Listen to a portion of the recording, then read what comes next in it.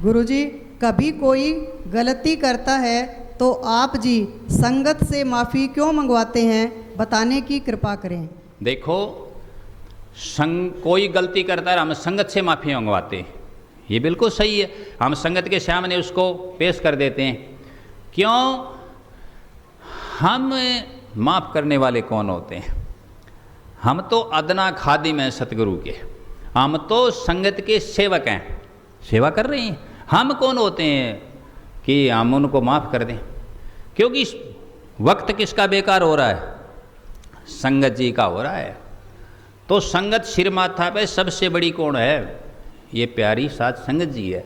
इसलिए कोई यदि किसी प्रकार की त्रुटि करता है, और व्यक्तिगत हमारा कुछ है नहीं, सब कुछ समर्पित है, जो संगत का है वो हमारा, जो हमारा है वो संगत का, तो सत्संग का काम है।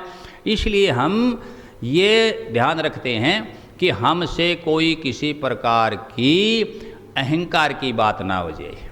हम इसमें किसी भी प्रकार का माफ़ करने वाले या सज़ा देने वाले नहीं हैं। अब वो संगत के सामने नतमस्तक हो जाए, अपनी गलती को स्वीकार कर ले, तो उसका भी भला हो जाए, उसका भार उतर जाए, ख़त्म हो जाए और उसका भला हो जाए। इसलिए हम उसको संगत के सामने प्रस्तुत करते हैं कि इसका कल्याण हो, इसका भला हो, और संगत में क्षमता है, संगत माफ़ कर सकती है। दूसरी बात, वह हमारा दोषी नहीं है। क्षमा तो वो कर सकता है जिसके प्रति उसने अपराध किया है, दोष किया है। संगत का दोषी है, तो क्षमा किससे मांगे? संगत से मांगे। हमारा कोई भी हमारी तरफ से दोषी नहीं है, हमारा कोई अपराधी नहीं है, किसी के प्रति हमारी कोई गलत भावना नहीं है। हमारा तो ये काम है, कौन सा? कि कबीरा खड़ा बाजार मेरे सब की मांगे खैर, ना कहूँ से दोस्ती ना कहूँ से बैर। संगत में तो विभिन्न प्रकार के विचारों के सत्संगी हैं, किसी के पता नहीं क्या नाराज़ी हो, किसी के क्या हो, क्या बात हो, उनका अलग अलग भाव है, विभिन्न प्रकार के हैं।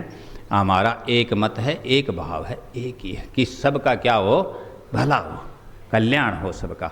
इसलिए हम प्रस्तुत करते हैं, सामने करते हैं। दूसरी बात, किसी भी प्रकार की उस चीज़ को हम हमारे ऊपर लेकर के अहंकार का परिचय नहीं देना चाहते। इस बात को भी आप समझ लें।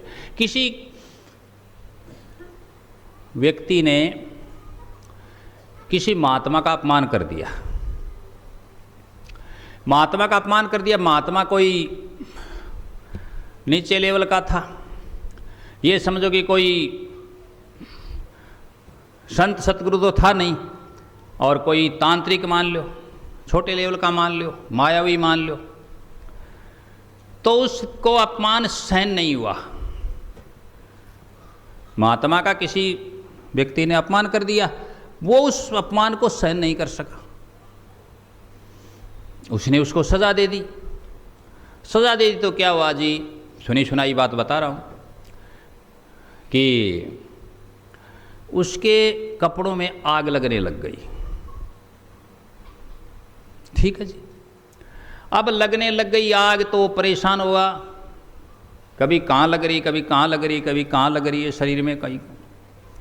वह परेशान होकर के बहुत से साधु महात्मा संत तांत्रिक शेवड़े जंतर मंत्र तंत्र यंत्र वाले जो भी थे, बाबा लोग थे और थे, सब के पास इलाज के लिए गया, लेकिन उसका इलाज नहीं हुआ।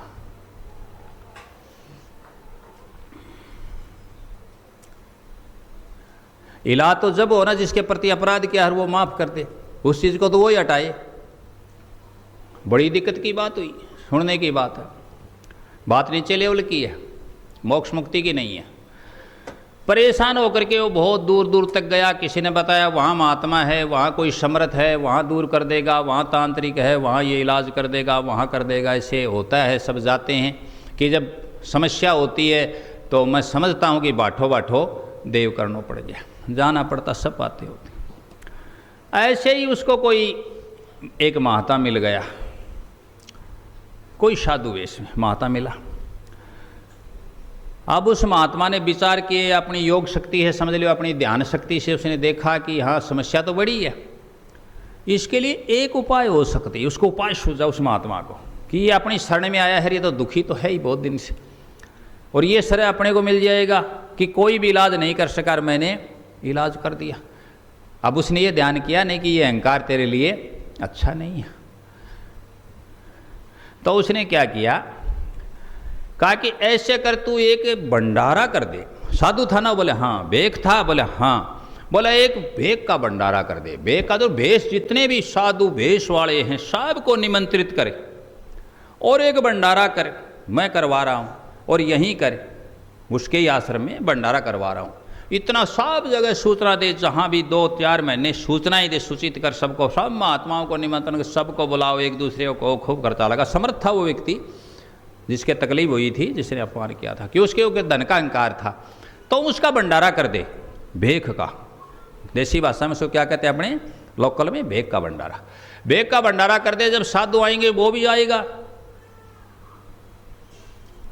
भेख का भंडारा होगा तो साधु तो वो भी है, वो भी आएगा, प्रसाद पाएगा, और तू इसमें भावना ये देना कि मेरा ये रोग ये दूर हो जाए, मुझे माफ पीछा छूट जाए। भेख का भंडारा करवा दिया।